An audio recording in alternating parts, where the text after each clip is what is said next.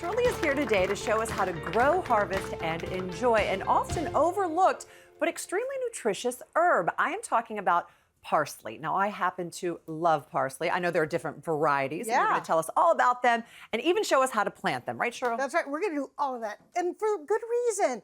Poor parsley. I think everybody is like the most underrated herb. And Debbie, when you just think about the nutrients in it, you're going to say, okay, I'm going to have parsley just for that. Vitamin A, C, K, great for bone health, for eye health. Oh. It's got antioxidants. It's a great diuretic, by the way, just to make a tea from it. Well, I think that the curly parsley is what people probably see the most because they see it on plates at restaurants and they think it's just a garnish and you're not supposed to eat it. Yeah, that's true. But you should eat it. Yeah, as a matter of fact, the curly, that's one of the first varieties that I brought. It is kind of what you do see on the plate, but when you think about it, it has a beautiful ruffled look and green, so it's very ornamental looking. But what I like about it, it's mild. It doesn't have that strong flavor. So if you just want to put it into your smoothies, it's almost like putting kale in there. It's actually great. It looks great in mayonnaise. You can blend it and make it kind of green for your steaks. Delicious. It's really good. Okay, so we got the parsley down. What about the flat leaf Italian parsley? Not the try that first. I want you to give it a taste. I love this. This is in so much Greek food. Yeah. What do you think?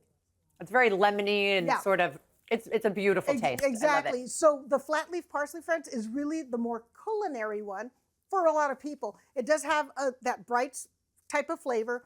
And for Italian and Mediterranean, it cannot be beat, chopped up, delicious. So good. And again, they're both very, very nutritious. Okay, now when growing parsley, they all basically need to be cared for the same way. So what do we do? Get some gloves on, Debs. Okay. Okay, so friends, the first thing you want to do is wait until it's nice and warm, and then you're going to go out to your garden and you're going to choose a site that's sunny, but you know what's nice about this, Deb? It could actually take a little bit of shade as well. And what I'm going to do today, we're going to finish planting a parsley hedge with the curly parsley because it's so beautiful. Take a look at this. I like to use it in the edible garden as a hedge, and of course you can harvest it.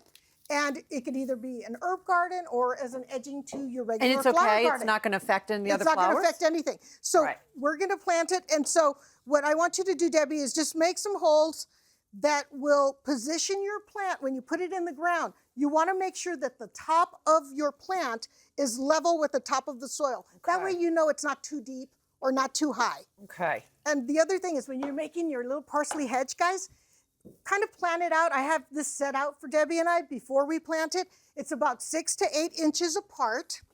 That way when it grows, it's going to be like shoulder to shoulder and it's going to look really pretty. And now the conditions you said it can take sun, it can also be partial shade. How much do we have to water these guys? Oh, goodness. Well, this is not a plant that you're going to allow to dry out completely. So you want to come out every day and check it and make sure that it's moist, not saturated. But that's the thing. Most of our herbs, especially herbs that we're going to use fresh, they need to be well hydrated. So water is very important. The other thing that's important is like the soil. You know, you don't go crazy. You want to do this one? I can help you with this one. There you go. I'll dig. You dig. You can, this can be very, very beautiful in your garden and also, like I said, on your plate. But I don't want to say just use the curly parsley as a garnish. But it's really amazing. What about harvesting and storing? And how long will our plants live? Oh, these are going to live about 2 years. So the parsley is what they call a biennial. That means that the first year that you plant it, it's going to have beautiful, beautiful leaves. The second year, though, it's going to come back, but the leaves will be smaller and it'll start to flower, and that means it's starting to decline. But it's really easy to harvest it once you have your little plant.